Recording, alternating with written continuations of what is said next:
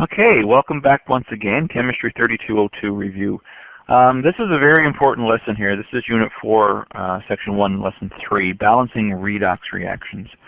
There's always, shall I say it again? Always a question on the public exam where you have to balance a redox reaction. So here we go. I'm going to do several examples, and what you're going to find is that generally speaking, they're all the same. You go about them the exact same way, and you follow the algorithm or problem-solving strategy that we're going to lay out here. If you want some background information on this, it's dealt with on page 730 to 738 or so, and then there's stoichiometry on 742. So make sure if you're having difficulty with this, there's a few examples done in the book. They go through them step by step. And there's a few related problems that you can do in the back of your textbook there. So here we go. So we're going to be balancing by redox. Here are the outcomes. There's only a couple, but it's a big topic.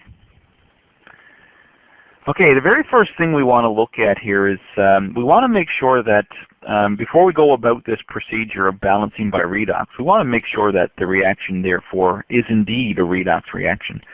And we've done this before when we started looking in and assigning oxidation states and being able to determine, did something actually give away electrons and was oxidized?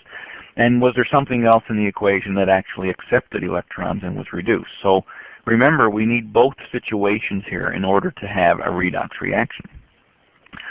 Once we identify that something was indeed oxidized and something was reduced, then we could actually go ahead and balance. Now, when we look at balancing redox reactions, we want to make sure that the reaction is balanced for electrons, because we can't have odd numbers of electrons. We have to have equal number of electrons for the species oxidized, and we have to have equal number of electrons for the species being reduced. So we can't have an imbalance. And that's the whole point. So the very first reaction I'm going to look at is a real simple one. And we want to be able to balance this reaction and say, okay, let's balance this according to redox. Now the very first thing we have to do is decide, is this a redox reaction? And remember, from our assigning oxidation numbers, potassium is an element, so it's going to have a state of 0. Chlorine is an element, it's going to have a state of 0. Potassium in this case is an ionic compound, so it's going to have its charge as its oxidation state, so 1+, which makes chloride 1- here in terms of its oxidation state. Now if you can't remember how to do that, I suggest you go back and look at the other lesson on oxidation states. Okay, so when we look at this, we're saying, all right, the potassium is going from a 0 state to +1, which means it's giving up 1 electron. So 1- and 1+. On this side of the equation, we have a net charge of 0, which means, okay, we've got our electrons balanced. So that's the oxidation half reaction. And in the other reaction for the chlorine, we're seeing that the chlorine is really going to a chloride ion. Okay, and remember now, when we balance this, we got to look at this and say, okay, we have to have 2 chlorines, which means now we need 2 electrons. And if we look at this from an the charge perspective, we're seeing that this is a -2 on this side, and this guy is also a -2. So we're balanced. Each side of the equation has the same charge. So we're good there. Now when we look at this equation, we have to look at this guy and say, okay, we don't have the same number of electrons in each case. So what we have to do is we're going to have to multiply the first equation by 2 in order to get 2 electrons. So I'm going to multiply that guy by 2 right there. And that means I have to multiply all of these guys by 2, because I'm multiplying the whole equation by 2. And there we go. So when we write our net equation here, we're saying, okay, it's the number of electrons that these guys are being produced on this side, and immediately they're being consumed. So the electrons don't show up in the overall equation. It's almost like an intermediate, isn't it? So what we do is we would rewrite the equation, and we would say, okay, this is no problem here, because when we rewrite this, we're simply going to say that the electrons cross out, so my overall equation is going to be 2 potassium reacted with a chlorine to produce 2 KCl. And that's going to be an ionic compound, all right? So 2 K ions and 2 Cl ions. Now you might say, well, we could balance this by inspection. I could have done this without going through that procedure you just done there. And the answer to that is, oh yeah, absolutely. You could have balanced this by inspection. If you go up to the top, you can say, well, I need 2 chlorines there, and that gives me 2 potassium. And there we go. But it's not always going to be that easy. We're going to be giving you equations where the number of electrons get way up there, like 5 or 7 and things like that. And we have to start balancing it. And when you try to do it by inspection, it gets very difficult. And sometimes it's almost impossible. So here we go. There's a series of steps that we follow when we balance redox reactions in acidic conditions. Now this acidic condition is going to become important now, and you're going to see how obvious it is in a few minutes here when we do an example. So redox reactions can be balanced in acidic conditions. All right, like a regular car battery. Car batteries have sulfuric acid in them as their electrolyte. All right, so that battery in your car is operating under acidic conditions. A regular alkaline battery, like a Energizer or a copper top or things along those lines, alkaline batteries, these guys are alkaline. They're operating under basic conditions. All right, so the electrolyte would be basic. So this is what we're referring to. So we have different situations where a redox reaction can be occurring under acidic conditions, or we could also have a redox reaction occurring under basic conditions. So here's how we balance a redox reaction under acidic conditions. And these are listed on page 732. And what I'm going to do is I'm going to rewrite each of these as we go down through the procedure. So I'm not going to read them. Let's just do an example and we'll go down through it. Here's a half reaction. All right, I'm only going to do half a chemical reaction. I'm either going to do the oxidation or the reduction. So I'm just going to show you how this works using a half reaction. So I'm looking at this particular reaction and I'm saying, okay, I've got permanganate that's being converted to Mn2+ under acidic conditions. And we want to look at this and say, okay, is something changing here in terms of the oxidation reduction? So we look at the oxygen and we can say that oxygen when bonded has a -2 state. 2 times 4 is -8. I've got 1 minus left over. So that means manganese must have been in the +7 state. Now it's not essential that you do this every time. I'm just showing you the fact that now manganese has changed from a +7 state to a +2 state, which means it's it's gained 5 electrons. So we want to be able to balance this, showing what's happening to the 5 electrons. All right, so Mn went from 7+ to 2+, so it's gained 5 electrons, and now we want to balance it. So I'm going to rewrite my equation, and as I go down through my little algorithm, okay, the very first thing that it says is balance atoms other than oxygen and hydrogen. Okay. So forget the oxygen for now. I'm going to balance my Mn's. I got 1 Mn on this side. I got 1 Mn on that side. So that's good. All right. I continue my steps here. Number 2, it says we're going to balance the oxygen using water. So anywhere I see oxygen, I've got 4 oxygens on this side. So that means I'm going to have to put 4 waters on this side. And that gives me 4 oxygen now on each side. Okay, now you might be thinking, where's the hydrogen coming from? Don't worry about it, because now this is what it means by acidic conditions. Anywhere we see hydrogen now, we want to balance them out using H+.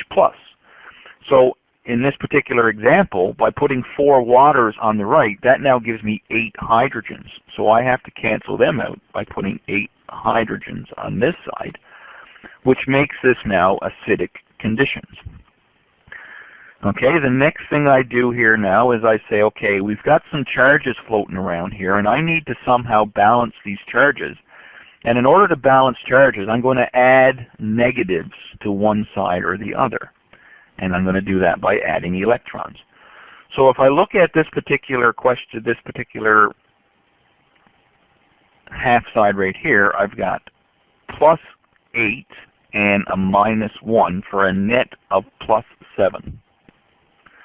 On this side, I've got a +2 and 0 charge. So this side has a +2. So I need to somehow get these sides to be having the same charge. So I'm going to have to add some negatives. And what I have to do here is I have to add -5 to this side so that I get a net charge of +2. So in this case, I'm going to have to add 5 electrons to this side. And there we go. So we balanced our charge using electrons. We would continue on then. If we had 2 reactions here, we would continue on to balance electrons. I'll show you that. We only have to go to step 4 here because we're only dealing with half a reaction. And then we would simplify. So here we go. This is a half reaction, and this is obviously because the electrons are on this side over here. This is the reduction half reaction. All right, because the electrons showed up on the reactant side. Let's do an example where we want to do both of these. We want to do the oxidation half reaction and the reduction half reaction together. So this is a redox reaction here. And if we start assigning the oxidation states just to see if something changed, and again, this is not necessary. If they tell us it's a redox reaction, then you can just go and start doing the balancing. But we can see that in this case, hydrogen is +1 because it's bonded. There's 3 of them, which means arsenic must be in the -3 state. Zinc is its charge, so zinc is in a +2 state. On this side, zinc is now an element, so it changes to a 0 state, which means the zinc now obviously gained 2 electrons, so that the zinc is going to be reduced. Hydrogen is bonded again, so it takes on the +3 state. Oxygen is bonded, so it takes on a -2 state. 4 2s are -8. Canceling the +3, so arsenic must be in a +5 state. So in this particular situation, it's the arsenic that changes. So these 2 are going to be paired up. And it's going to be the zinc that changes. So that's my other pairing in my half reaction. So what I'm going to do is I'm going to write these guys separately. Okay. And as I write them separately, I'm seeing that, okay, I want to balance the half reaction for zinc, and I want to balance this half reaction for arsenic. So let's have a look at it. The very first thing I need to do, number 1, is balance my 2 equations for atoms other than oxygen and hydrogen. So I'm going to look at these guys separately. So I'm looking at this and saying, okay, I got 1 zinc on this side, I've got 1 zinc on that side. So that equation is good.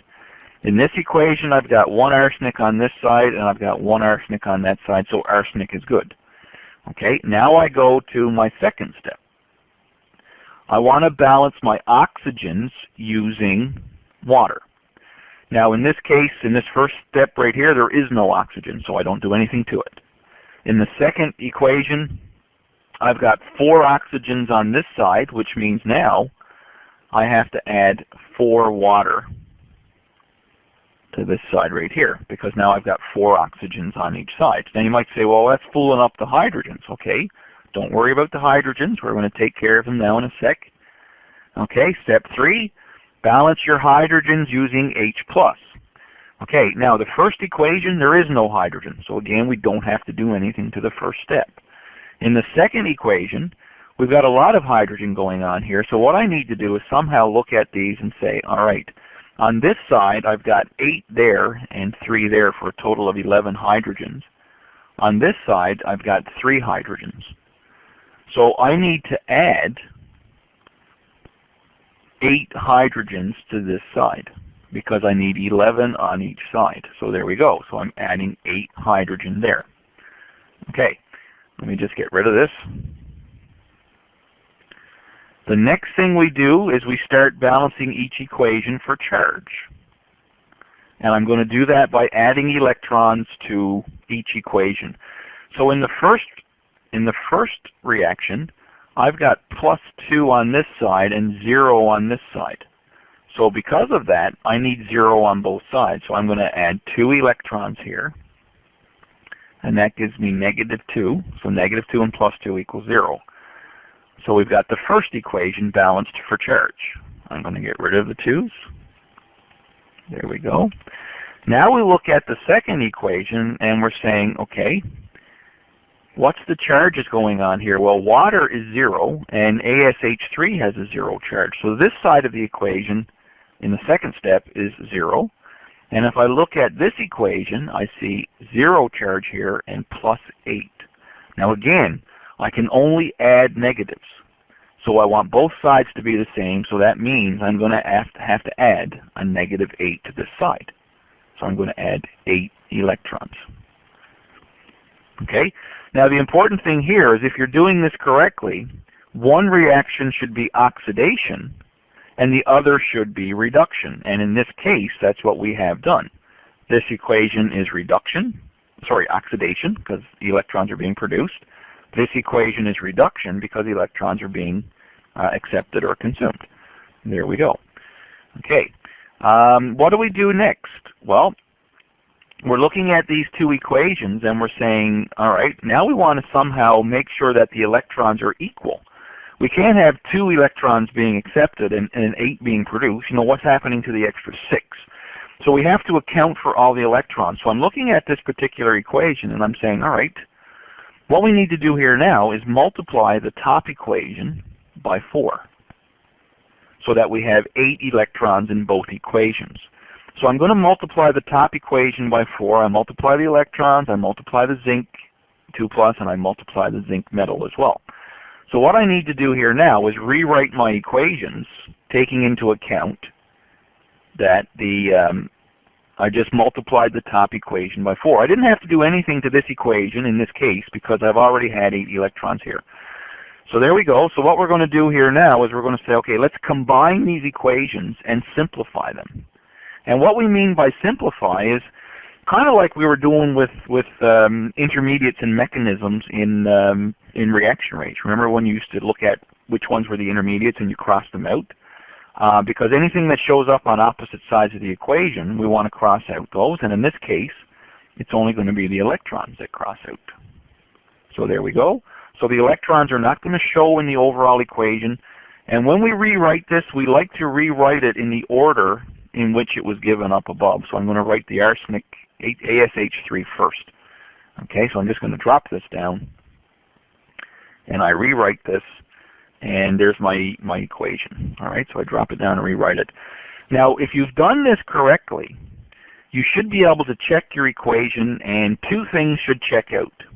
You should have the correct number of atoms on each side, and the charge on the left and right should be equal. We should have a net charge that are the same on both sides. So if we look at this equation for atoms, we're saying, okay, we've got 4 zinc. We got 4 zinc. Zinc is good. We got 1 arsenic. We got 1 arsenic. That's good. We've got 4 oxygens. And on this side, we've got 4 oxygens. So far, so good. We've got 8 and 3 is 11 hydrogens. 3 and 8 is 11. So we're good for atoms. Now how about the charge? Well, when we look at the charge here, what I'm looking at is what's the net charge on this side? So it's 0 from the water, plus 8 from the zinc, because there's 4 of them, so 4 2s are plus 8, and 0 here. So this side of the equation is going to be plus 8. And if I look at this equation right here, the zinc has 0 charge, the H3ASO4 has no charge, and I've got 8 pluses from the hydrogen. So in this case, the charge is good. The left-hand side equals the right-hand side. And because we've got the right number of atoms in the charge, in all likelihood, we've got this done correctly. Now on the public exam, they want to see your workings. These questions are generally worth 3 or 4 marks. They want to see you do the workings, write out your steps like this, or at least show what you're doing here and show that you've checked your equation to prove that you've done it correctly. All right. Would you get full marks if you just gave me the correct answer? Probably not. It's a process. They want you to show your process, how you get your final answer. And in all likelihood, would you be able to have balanced this by inspection? Probably not, because the very first thing you're saying by inspection is, well, where'd the water come from? Where'd the hydrogen come from? All right, and those come from the fact that this is being balanced under acidic conditions. So very difficult to balance these by inspection. Let's try another one. Okay, here's another one. I'm going to do this one a little quicker. So this is a redox reaction, and again, if you want to assign your oxidation states, there they are. You can check them to make sure they're right. And it's not always necessary to do this, because on the public exam, if they say balance it, it's a redox reaction, then all likelihood it is a redox reaction. So in this case, we're going to keep the chromiums together and the irons together. So here we go. We rewrite our two half reactions as they're linked together. And I'm looking at this and saying, okay, atoms other than oxygen and hydrogen. So in this particular reaction, iron already balanced, one iron and one iron. But the chromiums need to be balanced. I've got two chromiums here, so I need two on this side.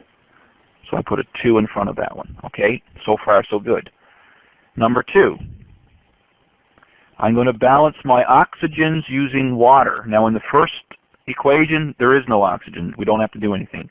In the second equation, I've got 7 oxygens, so I need to put 7 water on that side. All right, you guys know what's next. Now that we have hydrogen introduced there, we have to balance the hydrogen using H+. And in the first equation, we don't do anything. In the second equation, now I have to add 14 H+, 7 times H2. Okay, now we know what we got to do. Now we've got charges involved. We want to balance these charges using electrons. And again, we can only add negatives. So if I look at my first equation, this is +2 and this is +3. I somehow have to add a negative so that both sides are the same. So I'm going to have to put a -1 on this side, because a -1 and a +3 ends up being +2. So on this side, I'm going to add 1 electron. Hey, that's oxidation. So with this in mind, we should be able to predict that in the next equation, the electrons should show up on the reactant side, because the other equation should be reduction if we did the first one correctly. And if we look at this second equation, we're looking at this guy and saying, okay, +14 and -2 is a net of +12. On this side, we've got 0 for water. It doesn't have a charge. And we've got 2 times 3 is +6. So I've got +6 and +12 on one side. So what has to happen here is I have to add a -6 to this side to get +6. So I'm going to add 6 electrons to this side. And that's what we expected, because we expected reduction. There we go. So again, what you do to one side, you do to the opposite side. Okay? Now, what I have to do next is I got to say, okay, I got an imbalance of electrons, so I've got 6 electrons in one equation, so now I have to multiply my top equation by 6. And I'm going to rewrite everything again. Okay, so I'm going to rewrite the top equation, I rewrite the bottom equation, and now that we have the same number of electrons in each, we want to simplify this, and then of course check our answer. So when we simplify it, it's the electrons again that need to be equal on both sides, so they cross out, and then we rewrite. Okay, and as we rewrite this, there we go. And I'm going quickly through this now. You guys could pause this at any time and check the answers, and you know, pause through each step as we go. So let's verify this. We have to verify for hydrogens. 14 on this side, 14 hydrogens here, 6 iron, 6 iron, 2 chromium, 2 chromium, and 7 oxygen, 7 oxygen. So it's balanced for charge, sorry, for atoms. And now we have to balance it for charge, or hope that it's balanced for charge. We got +14, +12, and -2. So that's going to be +26 and -2. So this side is going to be +24. So this side should also be +24. 6 3s are 18, and +6, and 0. So this is a +24. So we're in business. So chances are that we've done this correctly. Here we go. Okay, let's do another one. This time we want to do something under basic conditions. So we're looking at something like an alkaline battery where the electrolyte is going to be under basic conditions. And basically what you're saying here is every one of these steps is the same, except step 4 is introduced here, where we have to change it from acidic to basic. So we're going to go down through the exact same procedure, and I'm going to do step 4 last. I like doing this last. Okay? After I simplify it under acidic, then I'm going to change it to basic. So the procedure is exactly the same, and here's another half reaction just to show you what's going on. We're going to take the thiosulfate ion, and it's going to be changing to sulfite ion. Now this is only a half reaction just to show you how this is going to work.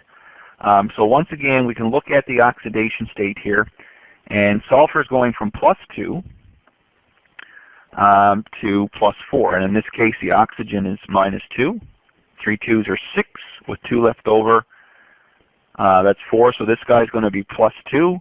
And in the case of the sulfite, that's -2. 3 2s are 6, with 2 left over, so that's going to be +4. So indeed, the sulfur changes. So when we rewrite this equation, we want to say, all right, let's balance it as we would in acidic conditions. Okay, atoms other than oxygen and hydrogen. So there we go, we need 2 in front of the sulfur. Now we do oxygen using water. All right, now this guy's a little tricky here. We've got 3 oxygens here, but because we put the 2 here, now we've got 6. So in this case, I need to put 3 water on this side, because now we have 6 oxygens on each side. Now we have to balance the hydrogens using H+. Now you might be saying, sir, well, why H+? I thought this was basic. Yeah, hold on. We're going to change it to basic now in a second. So in this case, we have to put 6H+ on this side. And now that we've got it balanced for hydrogens, now we're going to balance the charge using electrons. So I'm looking at this and I'm saying -2 on this side. And this side is going to be -4 and +6 for a +2 on this side. So I have to add 4 electrons in order to get a -2 on both sides. -4 and +2 is going to be a net of -2. So there we go. We've got our equation balanced. What we would do then is we would, if we had 2 equations, we would balance the electrons, and then we would balance and simplify. And what we want to do here now is we want to change this to basic. Okay, we want to change this to basic. So I simply rewrote my equation down on the bottom. When we change this to basic, what you do is you simply add OH to both sides.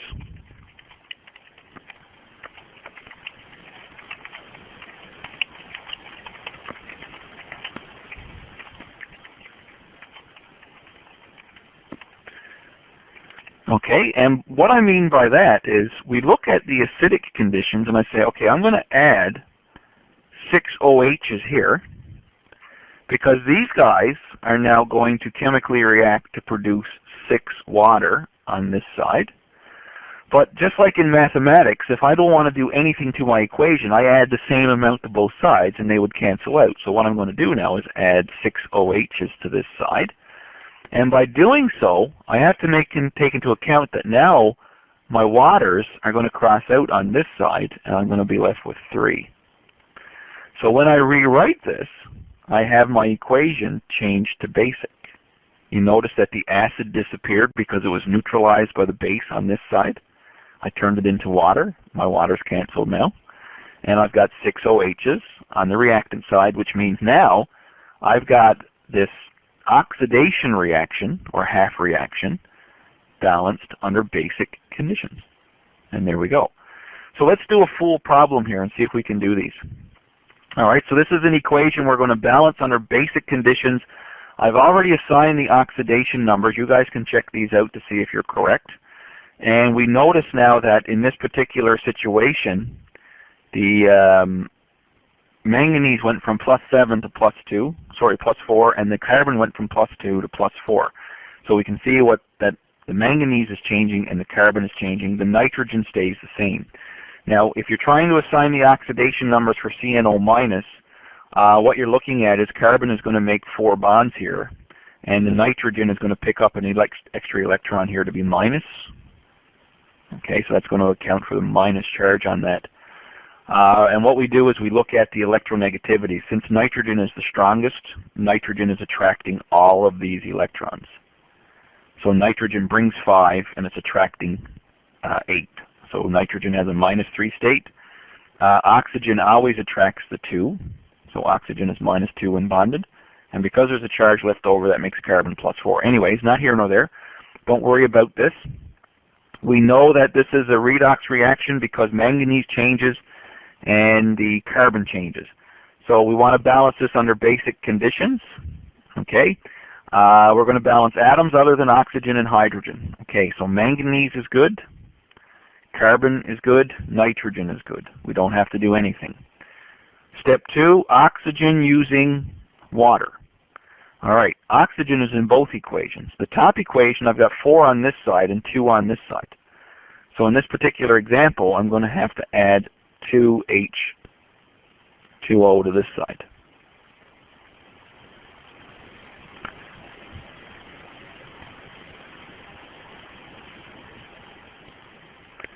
Okay, 2H2O to that side.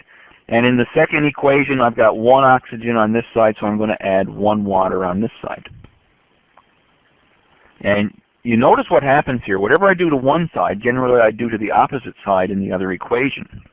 So now we've got the waters added there. What we have to do again, following the same procedure, we're going to balance the hydrogens using H+. So in the first equation, I'm going to need 4 hydrogen plus on this side. And in the second equation, I'm going to need 2 hydrogens on this side. Now you might be saying, well, why are we adding it to both sides? Well, we're going to start canceling out when we simplify. Okay? What we have to do here now is we have to balance our charges using electrons. That's the very important point here. And I'm looking at the top equation. And I'm looking at this guy and we're saying, what are we saying here? +4 and -1. So on this side it's going to have to be a +3. This one over here is 0 and 0. Okay? So I want 0. All I can do is add negatives. So I'm going to have to add a -3 to this side to get that charge to cancel out. So in this case, I'm going to add 3 electrons. In the bottom equation, I'm looking at this and I'm seeing 0 and -1. And in this equation, I'm seeing -1 and +2. So I want my net charge to be -1. So in that case, I'm going to have to add 2 negatives here, so 2 electrons. And again, what we do on one side in one equation, we end up doing on the opposite side in the other equation. So this is my oxidation half reaction. This is my reduction half reaction. Okay? A little messy. I'm going to get rid of these charges now, and you guys can, again, stop this, rewind it, fast forward it, try and do it yourself. And there we go. So I'm just going to clean this up a bit. And I'm going to say, okay, now we have to balance our electrons, because that's the next step. Balance your electrons. And we're looking at this particular equation, and we're saying, okay, well, what's going on here? We got 2 in one equation, 3 in the other, so a common number is 6. So I'm going to multiply the top equation by 2, and this one by 3. Okay? I'm going to rewrite that now. Like magic. There we go. Okay. Step 6, we need to change to basic. And I'm going to simplify first. So I'm going to do step 6 last, and I'm going to simplify first. Okay, how's that? So what I'm going to look at here when I simplify is I'm saying, okay, well, obviously the electrons should cross out because it's 6 and 6. That's the whole point of what we're doing, to get the same number of electrons. Okay, what else can cross out? Well, the hydrogens can cross out. I've got 6 there and 8 here, so I'm going to be left with 2. And again, the waters can cross out because I've got 3 there, and I'm going to be left with 1 on that side. So I'm going to rewrite this equation now that I've simplified it. And there we go. Okay, what I'm going to do now that I've got it simplified, is I'm going to change it to basic. And when I change it to basic, what I'm going to do is I look for how many hydrogen are there. I'm going to add 2 OHs to this side, which is going to turn that into water. And I'm going to have to add 2 OHs to this side now. So I do the same thing on both sides. And there we go. And now I rewrite it. Those two waters, this is going to end up being 2 water. And those 2 waters, of course, are now going to start to cross out. Right here, this water now crosses out, and we're left with 1 on this side. So when I rewrite this, I simply rewrite it, and there we go. So 1 water on this side,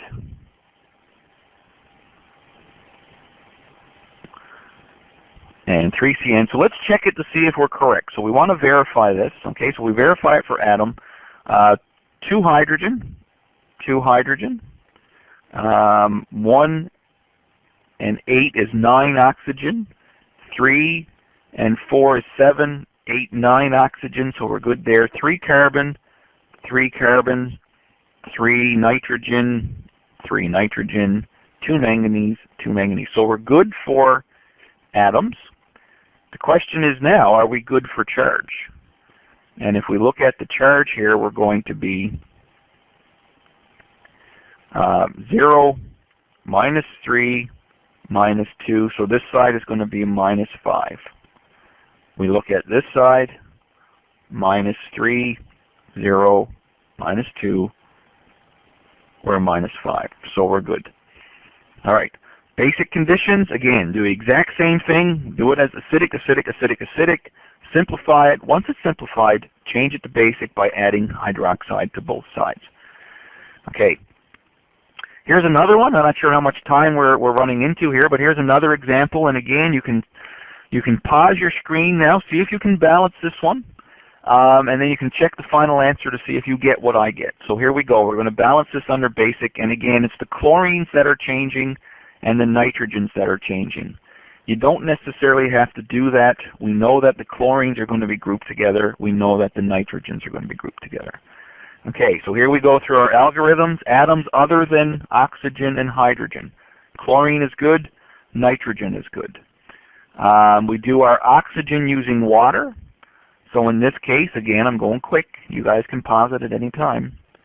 I'm adding 4 waters to this side and 1 water to this side. Now we've got equal numbers of oxygen on each side. We're going to balance the hydrogen using H+. So in this case, we've got 8H+ on this side and 2H+ on this side. We're going to balance our charge now with electrons. Okay, so again, I'm going to go through this rather quickly.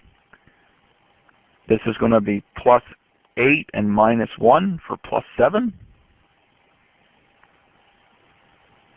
And on this side, we're dealing with 0 and -1.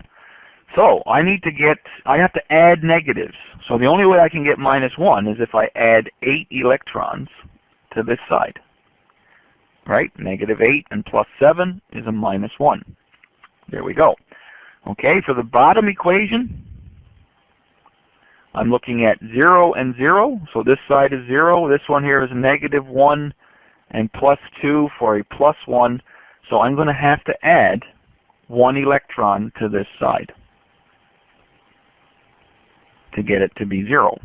All right, now we balance our equations for electrons. All right, and again, I'm going to clean this up now. I'm going to get rid of this. You guys can rewind it if you want and have a look. There we go. Now we have to balance it for electrons. So that means I need 8 electrons in both equations, so I'm going to have to balance this by saying 8 times. Okay, we're going to rewrite this and simplify it. We rewrite it, and now we have to simplify it, and we're saying, okay, no problem. The electrons should cross out, because that's the whole point of this. Hydrogens, I've got 8 on this side, which means I'm going to be left with 8 there. And the water, they're going to cross out, and I'm going to be left with 4 there. Okay, rewrite it. Okay, so we simplified. It's now under acidic conditions, but the question said change it to basic. So we've got one more step here. We want to change this to basic. We're going to add OH to both sides. So I'm simply going to say, okay, 8 OH is here, That's going to change that to 8 water. And I'm going to have to add 8 OH to this side as well. And don't forget, now the waters can cross out now that we've simplified the waters. And I'm going to be left with 4. Okay, big and messy. We can rewrite it here. When we rewrite it, now we're under basic conditions. You notice that the waters that were created here, 4 of them have been neutralized. Let's check it. Okay, we verify it. 8 and 4 is 12, and 16, what's that? 28 oxygen. 24 and 4 is 28 oxygen. Oxygen's good. Hydrogen, 8 and 8. 1 chlorine, 1 chlorine. 8 nitrogen, 8 nitrogen. So we're good for atoms, and now we want to verify this for charge. So we look at this and we see -8, -1, and 0. So the net charge here is going to be -9. And in this case over here, we've got -1 and -8 and 0 from -9. We're good. We're good. We're good. Okay. Now, there's another method that we can use, and you can skip this if you want, but this is based on the standard reduction table. And the standard reduction table, you guys should have seen this already. This is a standard reduction table that shows you all the different, many different half reactions in reduction. All right, so this is showing us a reduction equation. Some of these equations that we're looking at are actually listed on the table. Look at this one right here, if you can see it. Chromium, let me just enlarge this a bit.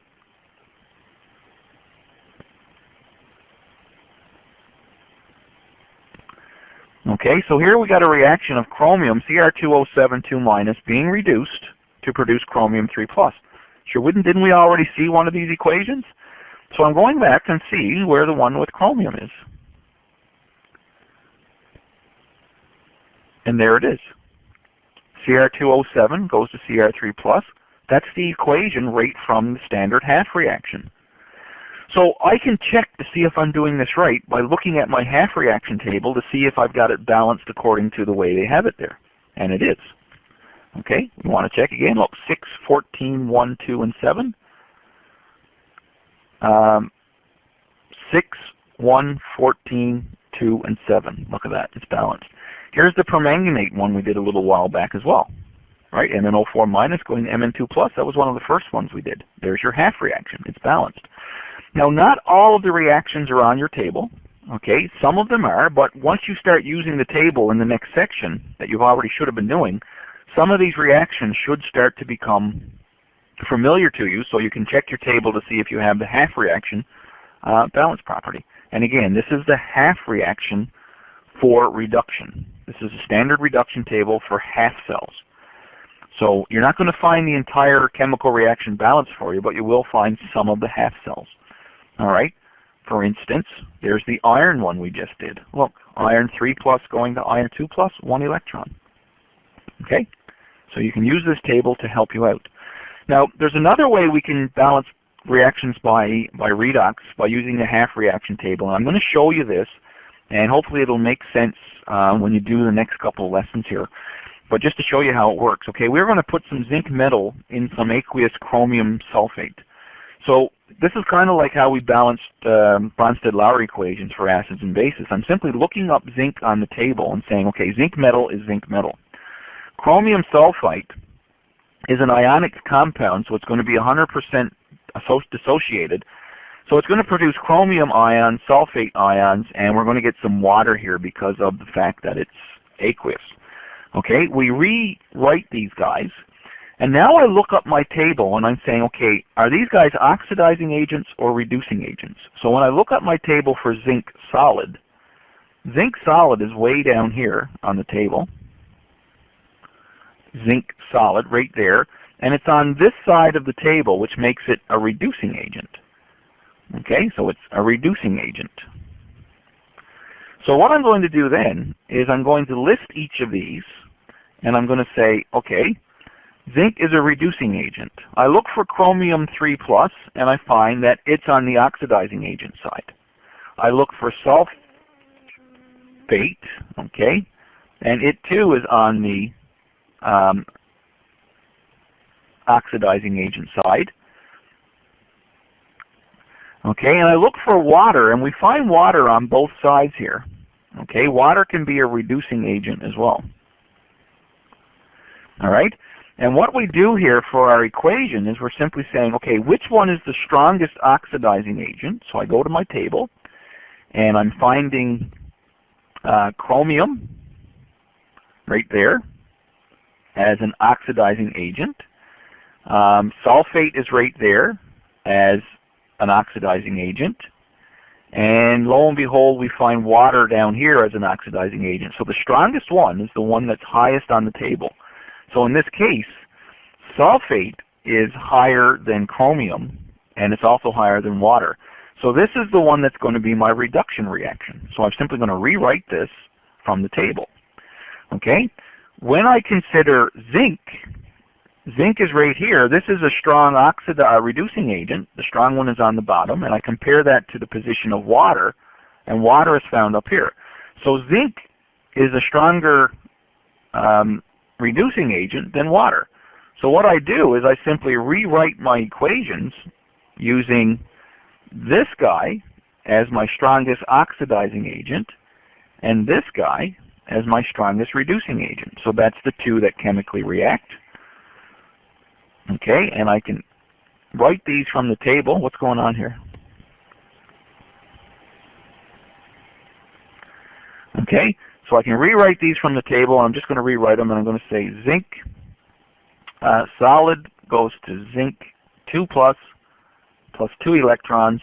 And then I would want to rewrite the equation for sulfate from the table as well, and it's going to be SO4 2 minus plus 4 hydrogens.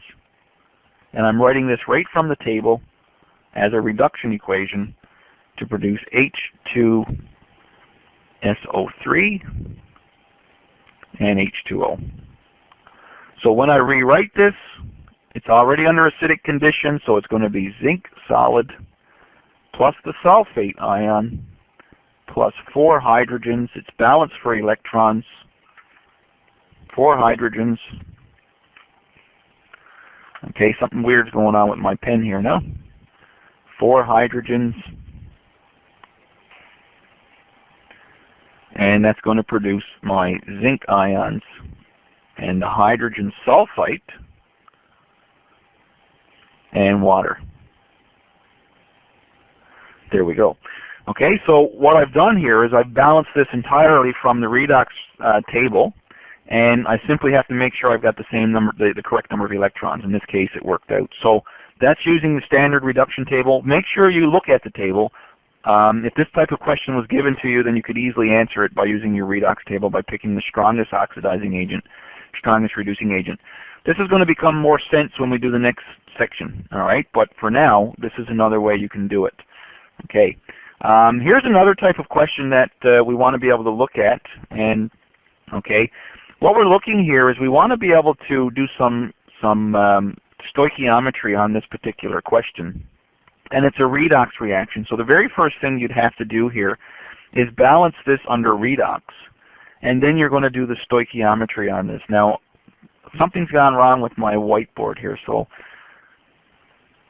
I'll try it anyway. So here we go. Let's balance this under redox, and it's going to be MnO4 minus going to Mn2 plus, and then it's going to be methanol going to HCOOH. Okay. So what we want to do here is we want to balance atoms other than oxygen and hydrogen. So the manganese is good, the carbon is good, so we're all right. We're going to add water to both sides. So I'm going to add 4H2O to this side. And in the bottom equation, it's going to be H2O on this side, one of them. Okay, now we balance our hydrogens using H+. So this is going to be 8H+ on this side. And in the other equation, we've got 6, so I need to add 4H+ to this side. Okay, there we go. Okay, I'm going to pause this for a second.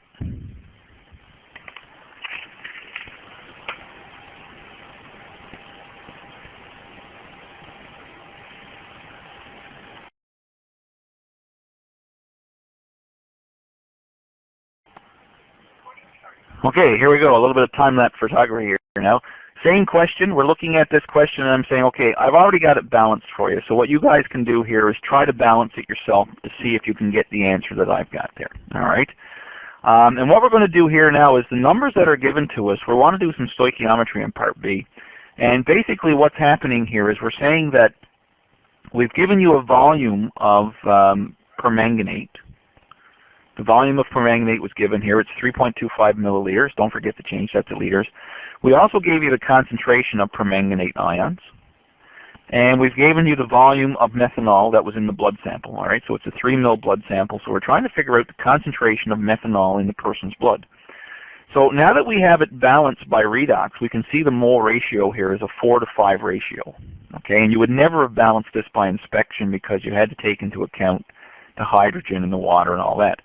So in order for us to calculate the concentration here, this is just some simple stoichiometry. We can find the number of moles of the permanganate by simply saying N equals C times V. C times V. Don't forget to change your volume to liters, right? Divide by 1,000. What we do then is our mole ratio.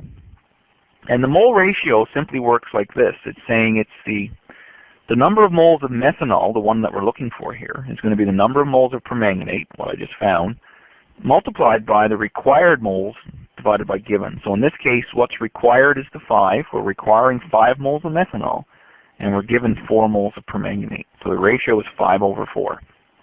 Required over given. Figured out our number of moles there, and then the rest is easy, of course. We can figure out the concentration of the methanol because we just found the number of moles and we know the volume. Don't forget to change this to liters, right? Divide by 1,000. And it works out to be a concentration of 0.135 moles per liter of methanol. And this is how they would actually do it. If you were in the chem lab in a hospital somewhere, if you were a lab technician, and someone came in suspected of being methanol poisoned, the first thing they would do is get a blood test, get a sample of blood. They would do a little redox reaction, a little titration, and they would figure out the concentration of the methanol in the blood. And then they could figure out how they would have to treat this individual, how much medicine, how much, what they would have to do here. Same thing's true, of course, for the ethanol. If someone came in that was under the influence of ethanol and the RCMP wanted to get a blood test to see exactly how much ethanol is in their blood, they would use the chromium dioxide redox reaction, and that one's in your textbook as well. So there we go. Again, stop this, fast forward, rewind, do it as many times as you want. See if you can get these to work out. One of these is definitely going to be on your public exam. Fire some of these off to your online tutors, and lots of these in your textbook with the answers provided there, and fire some off to me in the discussions if you want to have some extra work on this. All right, there we go. Okay, see ya. Have a great day. Bye-bye.